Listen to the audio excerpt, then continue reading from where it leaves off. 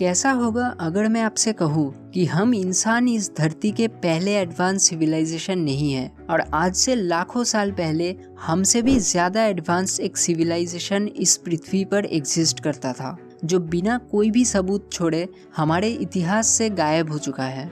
इसी को लेकर साल 2019 में गेविन स्मिथ और एडम फ्रैंक ने द सिल्यूरियन हाइपोथेसिस प्रपोज किया था और इंटरेस्टिंगली ऐसा ही एक सिविलाइजेशन का मेंशन हमें हिंदू धर्म ग्रंथों में भी देखने को मिलता है।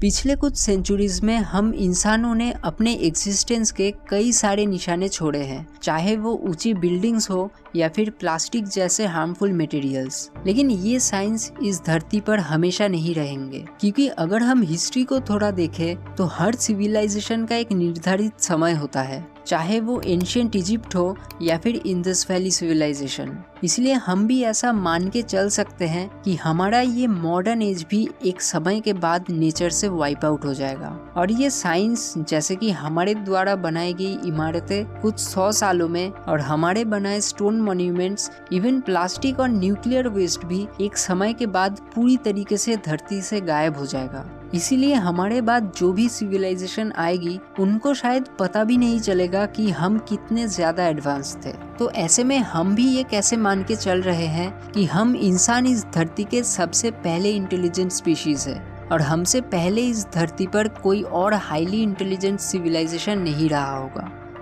दरअसल हम हमारे पास्ट को जैसे स्टडी करते हैं, आर्कियोलॉजिकल प्रूफ्स जैसे कि मॉन्यूमेंट्स और आर्टिफैक्ट्स के बेसिस पे, ये सब तब काम करते हैं जब हम कुछ 1000 साल पहले की चीज़ों को जानने की कोशिश कर रहे हैं। लेकिन जब हम लाखों साल पहले की बात करते हैं तब ये चीज़ बहुत ज़्यादा कॉम्प्लिकेटेड हो जाता है। फॉर एग्जाम्पल, हमारा धरती करीब 4.5 बिलियन साल पुराना है, लेकिन आज तक का सबसे ओल्डेस्ट डिस्कवर्ड लैंड सरफेस हमें मिला है इजराइल के नेगेव डिजर्ट में, जो कि सिर्फ 18 लाख साल पुराना है। इसके अलावा जितने भी एक्सपोज्ड लैंड सरफेस मिले हैं वो सब इससे नए हैं।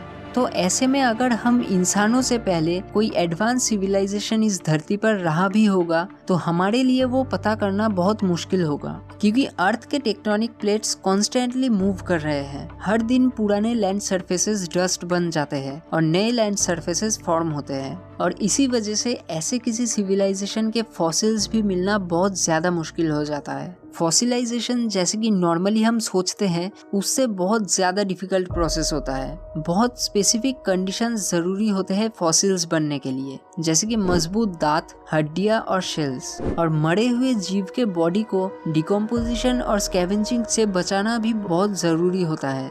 फॉसिलाइजेशन कितना डिफिकल्ट प्रोसेस है उसका अंदाज़ा आप इस बात से लगा सकते हैं कि आज से 60 से 70 मिलियन साल पहले टीरेक्स एक डोमिनेंट स्पीशीज हुआ करता था। लगभग 2.5 बिलियन टीरेक्स इस धरती पर मौजूद था, जिन्होंने करीब 1,27,000 जनरेशंस कंप्लीट किए थे। लेकिन इतने मजबूत दांत, हड्डियां और इतने साल राज करने के बावजूद भी हमें उनके बस 32 फॉसिल्स ही मिले हैं आज तक। तो हम इंसान जिनके ऑर्गेनिक मटेरियल्स जैसे कि बोन्स और टीथ इतने स्ट्रॉन्ग नहीं हैं, जिन्होंने अर्थ के पूरे लैंड सरफेसेस का सिर्फ 14.6% ही एग्रीकल्चर और इंफ्रास्ट्रक्चर से मॉडिफाई किया है, क्या आज से 100-200 मिलियन साल बाद के सिविलाइजेशन हमारा कोई ट्रेस भी पाएगा?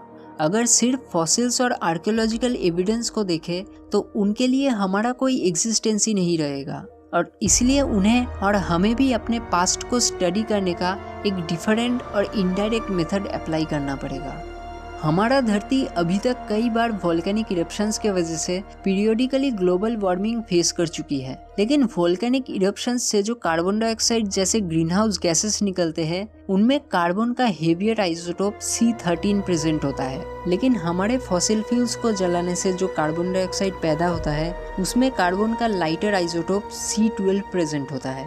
तो किसी फ्यूचर जनरेशन को पहले पास्ट में हुए ग्लोबल वार्मिंग के टाइमलाइंस का पता लगाना होगा और फिर उस दौरान बने एंशिएंट आइस कोर्स में ट्रैप्ड एयर बबल्स को स्टडी करना होगा। अगर उन एयर बबल्स में C13 से ज्यादा C12 से बने ग्रीन हाउस गैसेस हुए, उसका मतलब उस टाइमलाइन में ग्लोबल वार्मिंग नेचुरल कॉजेस से नहीं बल्कि आर्टिफिशियल रीजंस के वजह से हुए थे। इसके अलावा भी मिट्टी में रेयर और सिंथेटिक एलिमेंट्स का प्रेजेंट होना और आर्टिफिशियल फर्टिलाइजर्स के वजह से वाटर बॉडीज में ऑक्सीजन की कमी होना एक प्रूफ हो सकता है हमारे एग्जिस्टेंस की, हमारे फ्यूचर जनरेशंस के लिए। तो क्या ऐसा कोई सबूत हमें मिला है जिससे हम पता लगा सकते हैं कि हमसे पहले कोई एडवांस सिविलाइजेशन इस धरती पर रहता था? सरप्राइजिंगली ये सारी चीजें हमें ऑलरेडी मिल चुकी है। आज से करीब 56 मिलियन साल पहले Palaeocene Eocene thermal maximum age के दौरान धरती का टेम्परेचर लगभग 5 से 7 डिग्री बढ़ गया था, वो भी सिर्फ 5000 साल के अंदर। अब कई साइंटिस्ट ये मानते हैं कि उस दौरान अटलांटिक ओशन में स्थित नॉर्थ अटलांटिक इग्नियस प्रोविंस में कुछ वोल्केनिक इरप्शंस के वजह से ये हुआ था और उन वोल्केनिक इरप्शंस ने उसके ऊपर मौजूद फॉसिल फ्यूल्स को जला दिया। लेकिन इसके साथ इस दौरान के सेडिमेंट्री लेयर्स में मेटल्स का कंसंट्रेशन भी यूजुअल से ज्यादा पाया गया है। अब या तो ये सब एक इत्तेफाक हो सकता है या फिर हो सकता है कि आज से लाखों साल पहले हमसे भी एडवांस कोई सिविलाइजेशन इस धरती पर रहता था। और कई पुराने हिंदू धर्म के स्क्रिप्चर्स में भी हमें ऐसे एडवांस सिविलाइजेशन का मेंशन मिलता है। दरअसल हिंदू धर्म में समय को 4 पार्ट्स में डिवाइड किया गया है, सतयुग, द्वापर, त्रेता और कलयुग, जिसमें से सतयुग में इंसान सबसे एडवांस और इंटेलिजेंट होते हैं और फिर ग्रेजुअली युगों के साथ इंसानों की कैपेबिलिटी और इंटेलिजेंस घटती रहती है। सतयुग में इंसान काफ़ी एडवांस थे क्योंकि उस दौरान इंसान को कोई भी बीमारी से गुजरना नहीं पड़ता था और वो ऐसे विमान में घुमा करते थे जो ह्यूमन कॉन्शियसनेस से चलता था। लेकिन अनफॉर्चुनेटली ऊपर बताए गए एक भी तरीके से हम इस सिविलाइजेशन का पता नहीं लगा सकते।